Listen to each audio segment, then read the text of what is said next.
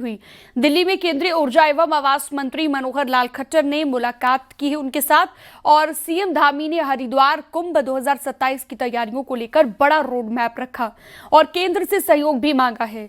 CM Dhami ने Haridwar Ganga corridor के लिए 325 करोड़ की मदद मांगी। साथ ही कुंभ से पहले बिजली लाइनों को भूमिगत करने और शहरी ढांचे को मजबूत करने पर जोर दिया गया।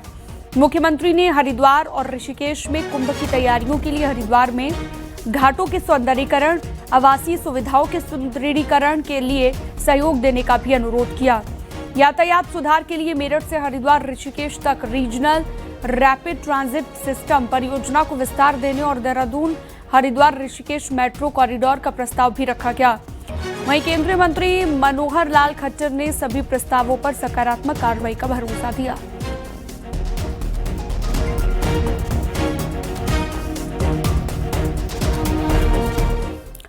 प्रधानमंत्री नरेंद्र मोदी का 14 अप्रैल को उत्तराखंड का दौरा लगभग तय है और इस दौरे के बाद बीजेपी पूरी तरह चुनावी मोड में नजर आएगी।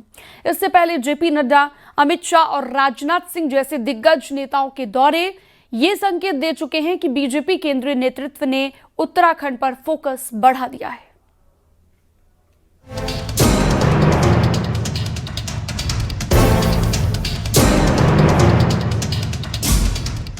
उत्तराखंड में अगले 9-10 महीनों में विधानसभा चुनाव प्रस्तावित है। इसी को देखते हुए बीजेपी ने अपनी चुनावी तैयारियां तेज कर दी हैं। जेपी नड्डा, अमित शाह और राजनाथ सिंह के बाद अब 14 अप्रैल को प्रधानमंत्री उत्तराखंड आने वाले हैं। इस दिन प्रधानमंत्री दिल्ली देहरादून एक्सप्रेसवे का उद्घाटन करेंगे और फिर एक जनसभा को संबोधित करेंगे। इसमें उत्तराखंड की ओर से सीएम पुष्कर सिंह धामी तो यूपी की ओर से मुख्यमंत्री योगी आदित्यनाथ भी मौजूद रहेंगे। प्रधानमंत्री के इस दौरे को बीजेपी के चुनावी अभियान के औपचारिक आगाज के तौर पर देखा जा रहा है। सीएम पुष्कर सिंह धामी का कहना है कि प्रधानमंत्री के दौरे का बेसब्री से इंतजार है। देखिए, आदरणीय प्रधानमंत्री जी का 14 अप्रैल को इसी माह देहरादून का जो हमारा दिल्ली एक्सप्रेस वे है, दिल्ली देहरादून, वो जनता को समर्पित करने का कार्यक्रम प्रस्तावित है और हम सब लोगों में बड़ी एक तरह से मैं कहूँ उत्साह है लोगों में। बड़ा तीव्र गति से सब लोग उत्तराखंड के भी और देश के भी लोग चाहते हैं कि प्रधानमंत्री जी आएंगे तो अन्य चीजें भी यहाँ पर अन्य विकास योजनाओं को भी जनता को समर्पित करेंगे। माना जा रहा है कि पार्टी इसके बाद पूरी ताकत के साथ चुनावी मैदान में उतर जाएगी, क्योंकि 5 राज्यों के चुनाव खत्म होते ही बीजेपी हाईकमान का फोकस भी अब उन राज्यों पर शिफ्ट हो जाएगा जहां आगे चुनाव होने हैं और उत्तराखंड इसमें प्रमुख है। चुनावी रणनीति के तहत बीजेपी अब 2022 में हारी सीटों और कमजोर जिलों पर खास फोकस करने जा रही है। इनमें हरिद्वार, उधम सिंह नगर, टिहरी, उत्तरकाशी, पिथौरागढ़ और अल्मोड़ा जैसे जिलों में संगठन मजबूत करने और जीत में समीकरण साधने के लिए विशेष प्लान तैयार किया जा रहा है। माननीय प्रधानमंत्री जी का भी 14 तारीख को यहाँ पर एक जनसभा का आयोजन होना है। हम समझते हैं कि जो पिछले विधानसभा चुनाव में किसी कारण से जो सीट हम नहीं जीत पाए, हमारा फोकस है कि जो हम 47 विधानसभा सीट हम जीत पाए उसको बरकरार रखें और जिन 23 सीटों में हम लोग पिछले बार जहां हमको विजय प्राप्त नहीं हुई, इस बार हमारा विशेष फोकस उन सीटों पर रहने वाला है। सूत्रों के मुताबिक पार्टी जल्द ही इन जिलों में इंटरनल टीम भेजने जा रही है जो ग्राउंड रिपोर्ट तैयार कर हारी सीटों का विश्लेषण करेगी और जीत की रणनीति पर फीडबैक देगी। कुल मिलाकर प्रधानमंत्री के दौरे के बाद उत्तराखंड बीजेपी पूरी ताकत के साथ चुनावी रण में उतरने जा रही है। न्यूज़ 18 के लिए देहरादून से सुनील नवप्रभात की रिपोर्ट।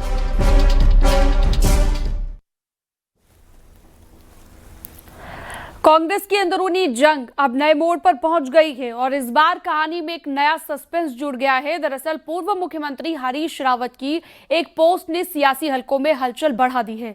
हरीश रावत ने इशारों में पूर्व मंत्री दिनेश अग्रवाल पर बड़ा दावा कर दिया।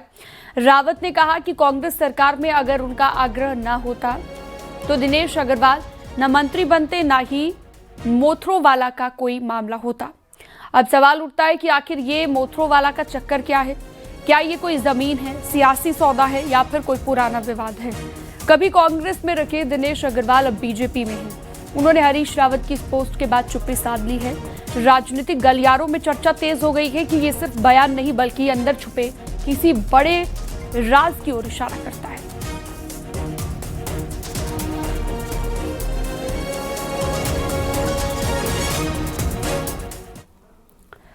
देहरादून की मुस्लिम कॉलोनी मसूरी का अंडा खेत समेत प्रदेश की 1000 से ज्यादा कब्जाई संपत्तियों पर सरकार बुलडोजर चलाने की तैयारी में है। उत्तराखंड वक्फ बोर्ड के नोटिस के जवाब न मिलने के बाद अब अगला कदम बुलडोजर एक्शन का देखने को मिलने वाला है। एक रिपोर्ट आपको दिखाते हैं।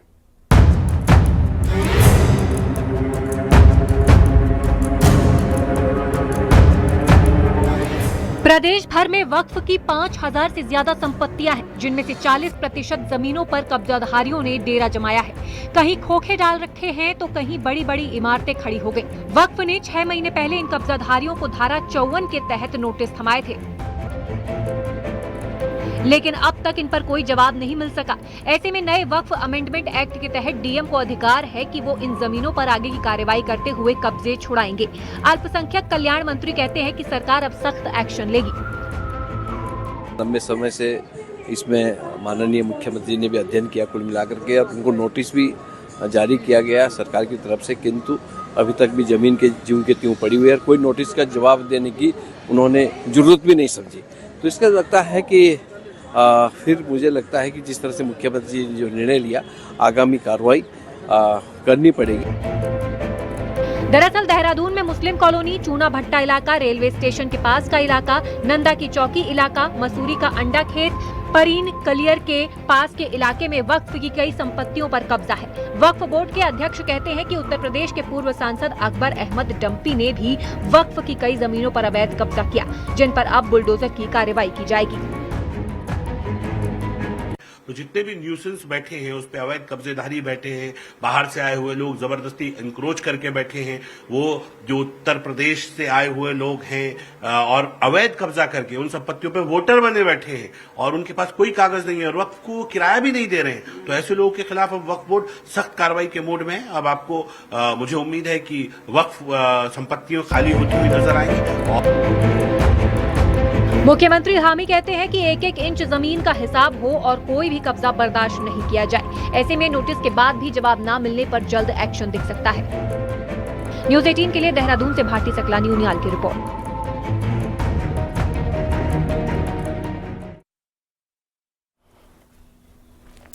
कोटद्वार में लोगों को गैस उपलब्ध कराए जाने के मामले में कांग्रेस के प्रदेश अध्यक्ष गणेश गोदियाल ने गंभीर आरोप लगाए। उन्होंने स्थानीय विधायक और विधानसभा अध्यक्ष रितु खंडूरी पर आरोप लगाया कि कोटद्वार में सिर्फ बीजेपी नेताओं और पार्षदों के कहने पर ही सिलेंडर दिए जा रहे हैं। वहीं गणेश गोदियाल के बयान पर रितु खंडूरी ने तीखी प्रतिक्रिया भी दी है। उन्होंने कहा कि गैस सिलेंडर हर किसी को बांटी जा रही है। उन्होंने कहा कि आपदा में राजनीति करना उनके स्वभाव में नहीं है। उन्होंने गणेश गोदियाल के बयान पर निंदा जाहिर की।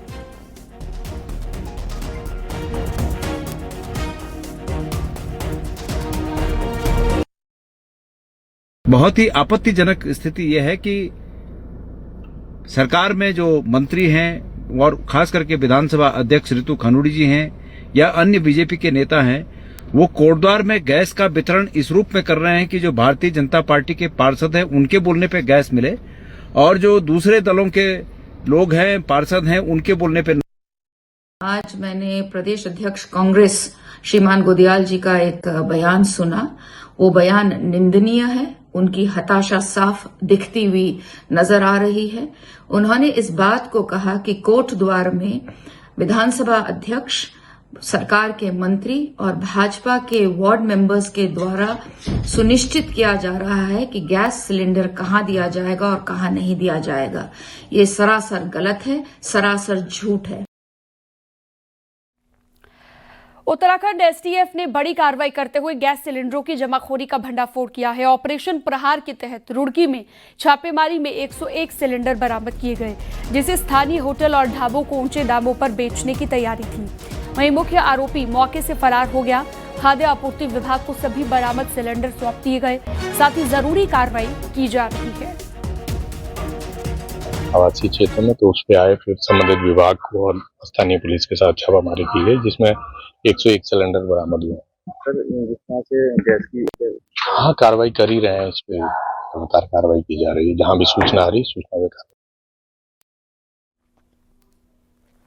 देहरादून में बीते सोमवार को दो गुटों की लड़ाई आपस में चली। गोली से रिटायर्ड ब्रिगेडियर मुकेश जोशी की मौत के मामले में पुलिस ने आरोपी बदमाशों को गुनियाल गांव में एक मुठभेड़ के बाद पकड़ लिया। इस दौरान पुलिस की जवाबी कार्रवाई में एक आरोपी मोहम्मद कवीश के पैर में गोली लगने से वो घायल हो गया, जबकि दूसरे बदमाश शांतनु त्यागी को मौके पर धर दबोचा गया। पुलिस ने इसके पास से एक पिस्टल भी बरामद कर ली है। दोनों आरोपी पश्चिमी उत्तर प्रदेश के सहारनपुर और मुजफ्फरनगर जिलों के रहने वाले हैं। गौरतलब है कि बीते सोमवार की सुबह फिल्मी अंदाज में एक सफेद रंग की एसयूवी का पीछा काले रंग की एसयूवी कर रही थी। इस दौरान काली गाड़ी के अंदर बैठे युवकों ने गोलियां चलाई, जिससे मॉर्निंग वॉक पर निकले रिटायर्ड ब्रिगेडियर मुकेश जोशी को गोली लग गई। अस्पताल में उनकी जान चली गई।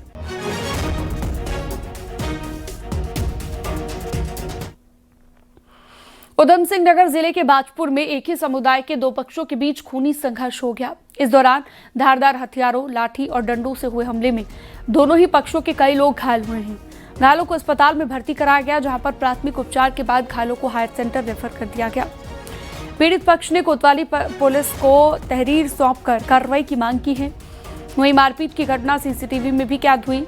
पुलिस पूरे मामले की जांच पड़ताल में जुटी हुई है।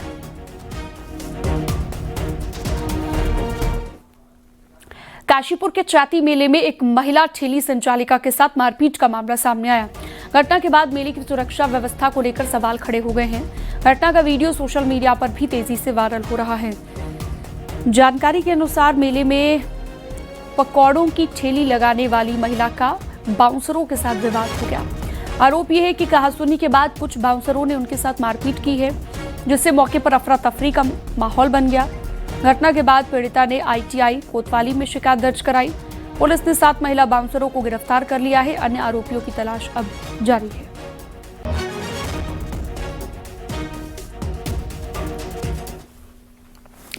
पौड़ी जिले के पाबों ब्लॉक में गुलदार की दहशत बनी हुई है। प्राथमिक स्वास्थ्य केंद्र मरोड़ा में दिन के समय गुलदार देखा गया।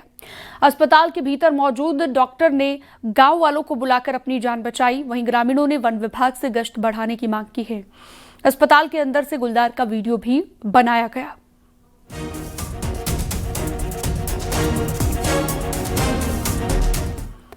पौड़ी के पोखड़ा ब्लॉक में वन विभाग ने नरभक्षी गुलदार को मारने के लिए 2 शिकारियों की तैनाती की है। इलाके में मानव वन्यजीव संघर्ष की बढ़ती घटनाओं को देखते हुए वन विभाग ने बड़ा कदम उठाया है।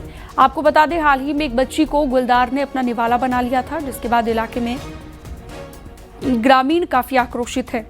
वहीं वन विभाग की ओर से क्षेत्र में गश्त की जा रही है, साथ ही पिंजरे भी लगाए गए। इसके साथ ही गुलदार के पकड़ में न आने पर गुलदार को शूट करने के आदेश दिए गए हैं। हमने ट्रैंकुलाइजिंग टीम भी लगाई हुई है, पिंजरे भी लगाए गए हैं तथा अपरिहार्य परिस्थिति में यदि वो पकड़ में नहीं आता है तो उसको मानव जीवन के लिए खतरा मानते हुए उसको शूट करने की भी अनुमति जो है उच्च स्तर से हम लोग को प्राप्त हो चुकी है, जिसके क्रम में 2 शिकारी लाइसेंसधारी शिकारी भी मौके पर तैनात किए गए हैं। नैनीताल के सूर्या गांव में गुलदार ने एक महिला पर हमला कर दिया। गुलदार के हमले में महिला की मौत हो गई है। महिला के शव को बरामद कर लिया गया है। गुलदार के आतंक को लेकर लोगों में वन विभाग के खिलाफ काफी गुस्सा है। लोग लगातार गुलदार को पकड़ने की मांग भी कर रहे हैं। हरिद्वार के आबादी वाले क्षेत्रों में जंगली हाथियों के घुसने का सिलसिला लगातार जारी है। कनकल क्षेत्र में हाथियों की चहलकदमी का एक और वीडियो सामने आया। ये वीडियो जगजीतपुर बिजली घर के नजदीक गंगा पर बने पुल का है, जहां पर कुछ हाथी तारबाड़ को तोड़कर आबादी में घुस गए।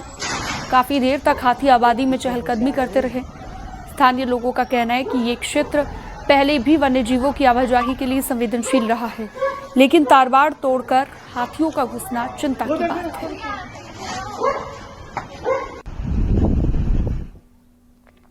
और चलिए अब एक नजर डालते हैं पहाड़ की 10 बड़ी खबरों पर। विकासनगर में कुल्हाल के पास अज्ञात वाहन ने सड़क किनारे जा रखी भैंसों को रौंद दिया, जिसमें एक भैंस की मौके पर मौत हो गई, जबकि 3 घायल हो गए। हरिद्वार में एक महिला ने अवैध संबंधों में बाधा बन रहे पति को मौत के घाट उतार दिया। वहीं पति की आत्महत्या का ड्रामा भी रचा। बागेश्वर के कांडा के कमसियार को ब्लॉक बनाने की मांग को लेकर ग्रामीणों का अनशन जारी है। गांव वालों का कहना है कि छोटे काम के लिए भी काफी दूर जाना पड़ता है। रुड़की में पुलिस ने ऑपरेशन कालनेमी के तहत 10 फर्जी बाबाओं को गिरफ्तार किया। तंत्र मंत्र और जादू टोना के नाम पर ठगने का आरोप। हरिद्वार के ज्वालापुर में पुलिस ने सार्वजनिक जगहों पर जाम छलकाने वाले शराबियों पर कार्रवाई की है। खुले में शराब पी रहे 39 लोगों का चालान काटा गया।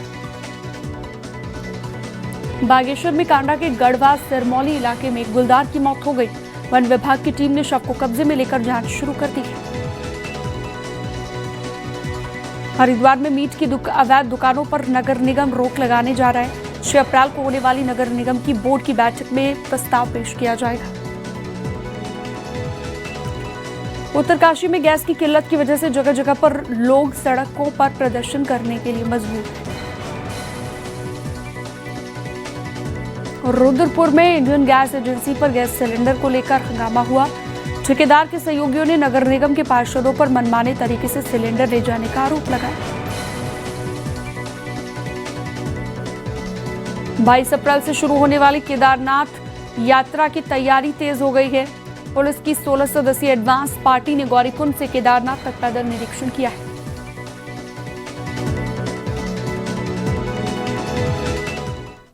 देहरादून में बुक फेस्टिवल का आयोजन किया गया, जिसका उद्घाटन सीएम पुष्कर धामी ने किया। इस दौरान सीएम धामी ने स्कूली बच्चों को किताबें बांटी। वहीं फेस्टिवल में लगे बुक स्टॉल पर भी सीएम धामी पहुंचे, वहां पर लोगों के साथ बातचीत की। इस दौरान धामी ने कहा कि सरकार साहित्य और संस्कृति को बढ़ावा दे रही है। इसके साथ ही साहित्यिक पर्यटन को बढ़ावा देने पर भी सरकार का फोकस है। इसके लिए राज्य में 2 साहित्यिक ग्रामों की स्थापना की जा रही है।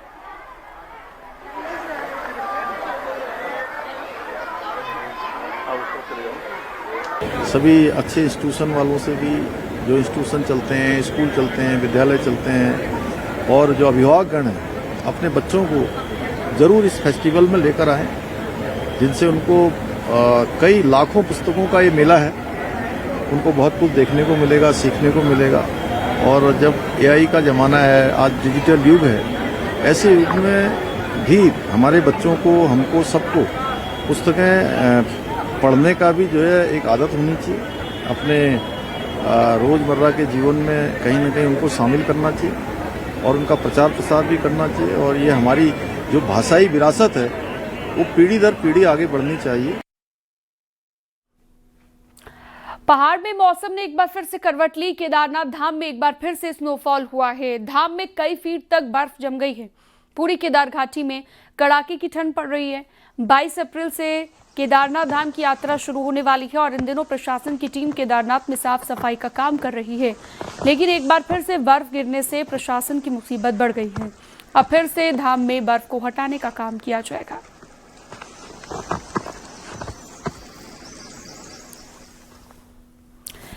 इस वीकेंड पर पहाड़ में पर्यटकों का सैलाब उमड़ गया है। तराई में गर्मी से राहत पाने के लिए टूरिस्ट नैनीताल पहुंचे तो मौसम ने भी पर्यटकों का स्वागत किया। हल्की बारिश के दौरान नैनीताल में पर्यटकों ने सुहावने मौसम का आनंद लिया। वहीं देश भर से आए पर्यटकों ने झील में नाव की सवारी कर इन पलों का आनंद लिया। हालांकि इस दौरान पर्यटकों की भीड़ से नैनीताल में जाम की स्थिति बन गई। कई पर्यटकों को घंटों जाम झेलना पड़ा। पार्किंग की बड़ी समस्या पर्यटकों के लिए बनी।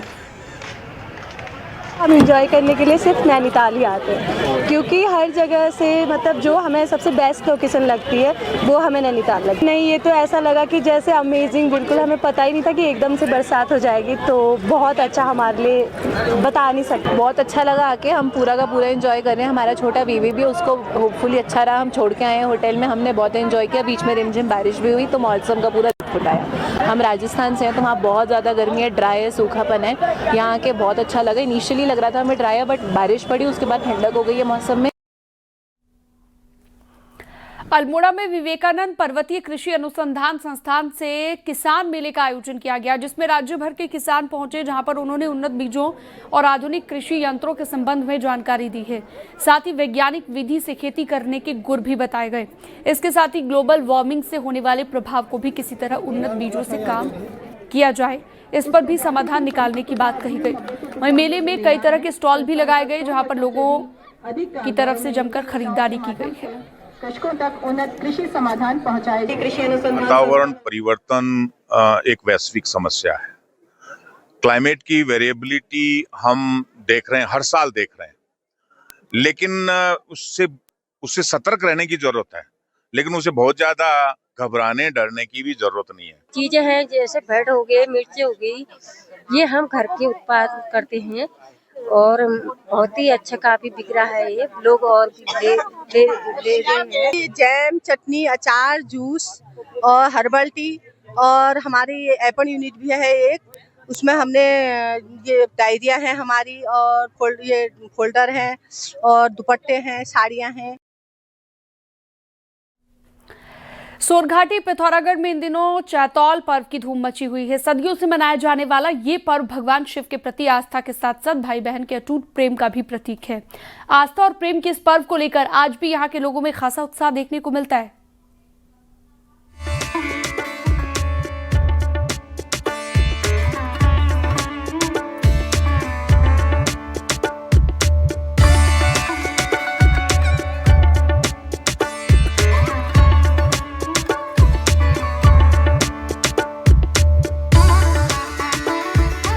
इस महीने भाइयों द्वारा बहनों को भिटौला यानी कि भेंट देने की परंपरा पहाड़ों में सदियों से चलती आ रही है।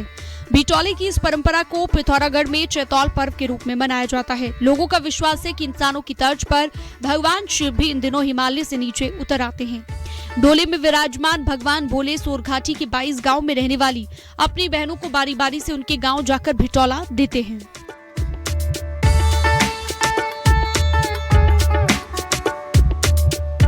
लेकिन ये है बेटोला वाला चक्कर हमारे, जो हम अपनी बहन को बेटोला देते हैं। शिवजी भोलेनाथ जो है अपनी बहन को बेटोला देने जाते हैं और जाते हैं। ये 22 गाँव में घूमती, ये चतुर्दशी के दिन पहले उड़ती है और पूर्णमासी के दिन ये समाप्त होती है।